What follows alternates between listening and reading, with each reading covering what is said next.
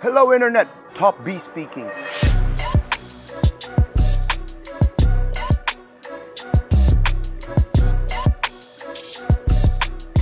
The least Google man on internet, and I'm speaking to you from my luxury villa in Bali. It has been brought to my attention that there's a kerfuffle going on in luxury villa industry in Bali involving the COVID disco party girl and the owner of said villa. I find that this is a very ridiculous predicament, and so I have reviewed it in a YouTube live stream session last night. Here's how that goes, and let me know what you think. This is so insane. Rachel V-nya ungkap pengalaman diusir di luxury villa Bali gara-gara mie instan. This is the story that she posted. Dia book private villa, ada kitchennya, tapi kitchennya di lock. Really insane. Kalau ada kitchen, kenapa nggak boleh masak, man? That is just so stupid. Chat from the client, katanya, we don't deal with people that bring everything themselves and want a cheap Bali holiday. Man, 25 juta, anjing, dari mana cheapnya? Nih orang songongnya udah sampai ke ubun-ubun ya, ownernya ya. Gila banget loh. We get luxury clients that want an experience. Cailah, si paling luxury nggak tuh? Anjir, gedek banget gue liatnya. Gue bukannya ngebelain Rachel V-nya atau fansnya Rachel V-nya atau gimana ya, but I just find this really hilarious. Bukannya sombong atau gimana ya, walaupun gue bukan artis kayak Rachel V-nya, gue juga pernah lah nginep di villa yang 20 juta ke atas per malamnya dan nggak kayak gini, man. Walaupun ada butlernya, ada kitchennya, dan kita bisa pesen makanan sama butler ke kitchen, nggak kayak gini juga kasusnya nih. Ini harus kita telaah nih, karena ini sangat-sangat komedi, anjir. Ini dia nih. Dari tuh villa. Yeay. Wow. Akhirnya kita nginep di hotel yang beneran ya. Perkara bawa pop mie, anjir. Siap. Walaupun di Nihiwatu kita tetap makan pop mie. Tapi sumpah, Oke, kita langsung aja masuk ke kronologisnya ya. Dari villa. Ini kocak banget sumpah. Jadi kan aku mau cabut dari sini secepatnya. Aku mau ceritain kronologi. Aku ada di villa ini. Ampun. Jadi guys, tahun lalu tuh Desember tahun lalu mau booking villa, nyari villa karena aku mau tadinya mau datang DWP kan. Aku nyarilah villa di Uluwatu gitu, tapi udah pada sold out dan aku cari yang kamar. By the way, emang sekarang tapi Uluwatu lagi mahal banget sih. Everything in Uluwatu is so expensive. Karena banyak kan waktu itu rencananya mau pergi ramean. Akhirnya aku ketemulah villa ini, namanya MMM Boutique Hotel Villa. MMM Boutique, oke. Gue dari tadi penasaran. info@mmmuluwatu.com. I really wanna review bomb this place. Anyways, biar kalian sama gregetnya sama gue, kita nonton dulu yang main ini. Kita lihat aja kronologisnya deh. Villa. Ini kocak sih, sumpah deh kocak banget. Sekarang aku mau cabut dari sini secepatnya. Aku mau ceritain kronologi. Aku ada di villa ini. Ampun. Jadi guys, tahun lalu tuh Desember tahun lalu mau booking villa, nyari villa karena aku mau tadinya mau datang DWP kan. Aku nyarilah villa di Uluwatu gitu, tapi udah pada sold out dan aku cari yang kamarnya banyak karena waktu itu rencananya mau pergi ramean. Akhirnya aku ketemulah villa ini, namanya MMM Boutique Hotel Villa dan dia ada 9 kamar dan itu kayak ya udah karena hanya ada itu yang available, jadi aku booking. Long story short, ternyata aku nggak bisa datang ke DWP hari pertama dan kedua karena anak aku tuh pada perform. Jadi aku mengajukan refund, tapi nggak boleh sama si hotelnya, katanya dia don't do refunds katanya. Please di note kalau villa ini per malamnya 25 juta ya. Terus aku booking untuk 3. Nah ini poin yang nanti kita bakal bahas di comment section. Orang banyak salah paham terus gue harus kasihan gitu. Bukan itu inti ceritanya, malih bukannya Rachel V-nya minta dikasihanin, tapi dia pengen share kekonyolan dari peraturan villa ini ya. Oke, kita terusin. Jadi semalam 25 juta. Malam jadi 25 kali 3. Nah pas aku minta refund dia nggak mau, ya udah aku bilang kalau gitu boleh nggak di reschedule aja gitu. Terus kata dia, oh ya boleh, tapi ada charge-nya itu 15 juta dan aku ya. Which is ridiculous. 15 juta charge untuk kayak reschedule. But okay, anyways, luxury kan ceritanya nih ya. Udah, aku bayar tuh 15 juta. Jadi aku pikir, oh mungkin kapan-kapan aku mau ke Bali lagi, jadi aku reschedule aja gitu. Udah tuh aku reschedule lah buat dari kemarin. Nah pas aku datang ke sini, udah nih semua baik-baik aja. Mereka nawarin breakfast, katanya breakfastnya satu orang 200.000 segala macam. Nah karena aku, Which is pretty fucking insane. 200.000 itu kayak harus mewah banget kali ya buat sarapan di Bali. Karena kalau misalnya nasi campur Bali yang pakai babi yang lengkap aja tuh paling berapa sih? 65.000, 70.000 itu juga udah mewah banget kan. But anyways, it's a luxury villa, 25 juta semalam.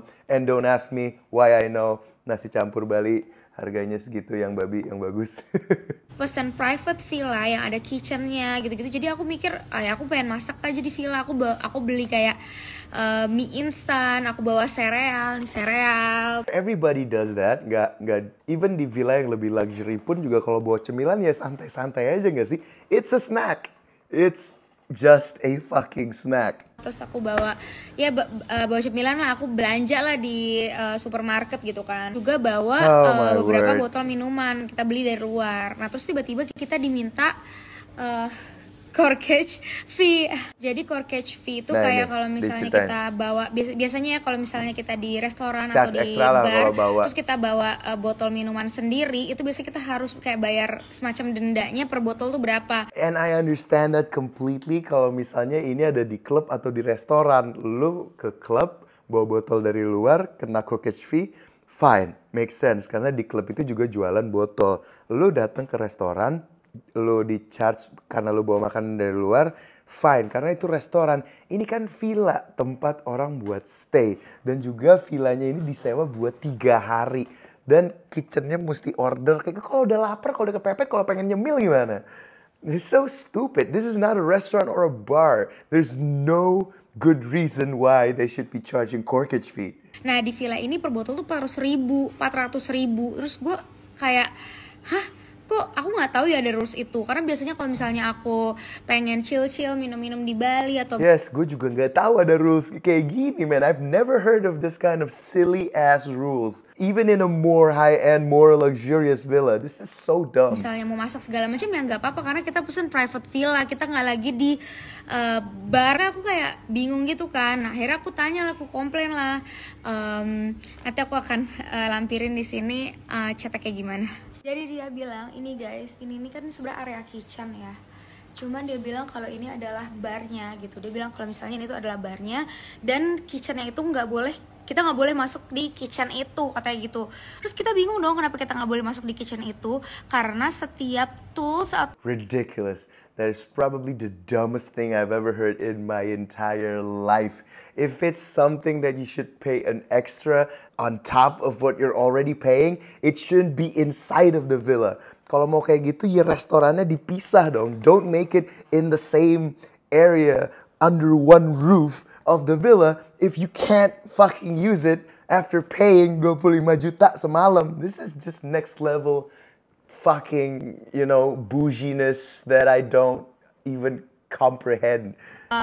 Peralatan-peralatan masak yang ada di villa ini, kalau kita mau pakai itu kita harus bayar.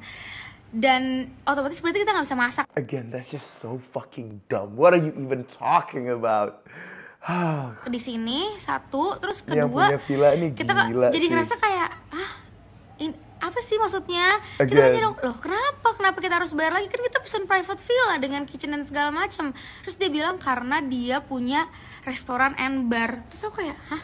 Restoran and barnya di mana? Aku nanya gitu kan. Ternyata restoran and barnya tuh ini. I give up.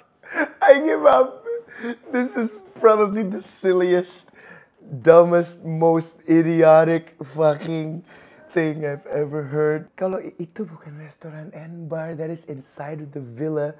Iya itu kitchennya villa. What are you? Oh God. Yang ada di dalam villanya ini sama tempat duduk ini. Yang setahu aku ini living area, makanya aku bingung banget kan. Nah terus aku juga nggak ngerti ya kenapa di grup kayak penyewaan villa ini jadi kita pas sewa villa ini kita langsung dimasukin ke grup sama kayak manajernya gitu-gitu.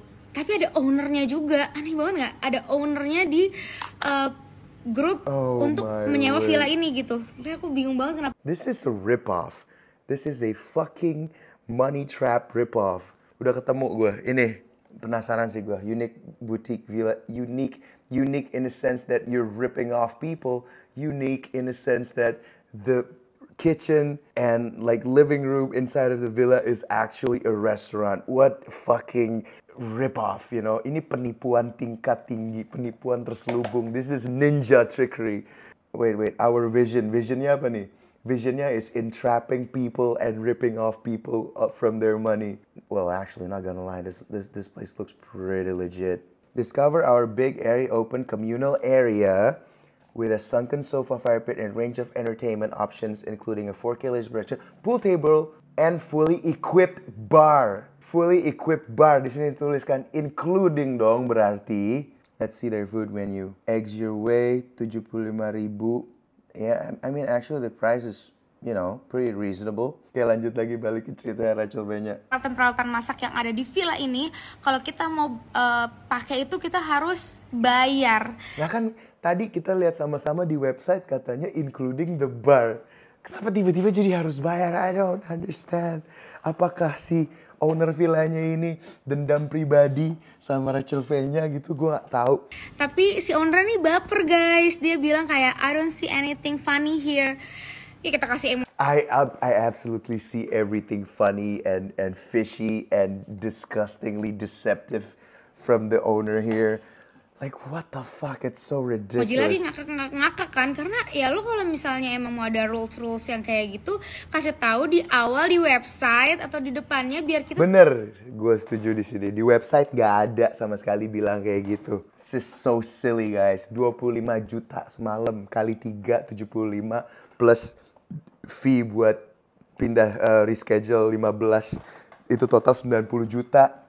To be treated like crap again, refer to the website. There's nothing in this website that explains that, or actually terms and use or privacy policy. Kok nggak bisa dibuka? Privacy policy sama terms and use-nya kok nggak ada? Terms and condition lah, kagak ada yang bisa dibuka. Yang bisa, website lu aja kagak bener. Privacy policy, terms and condition kagak ada yang bisa dibuka. Coba kita refresh lagi website-nya. Terms and condition. Kagak bisa, kagak nyala. Terms and condition, privacy and policy, terms and use-nya juga kagak ada, kagak dijelasin di sini. Jangan nyalain Rachel V-nya. Rachel V-nya nggak salah di sini. Mungkin dia salah yang lain-lain, tapi ini konyol sih. Kocak banget.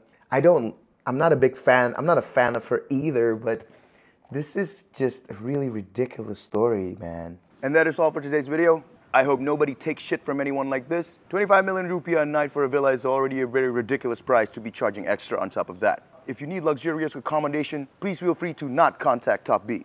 That is all.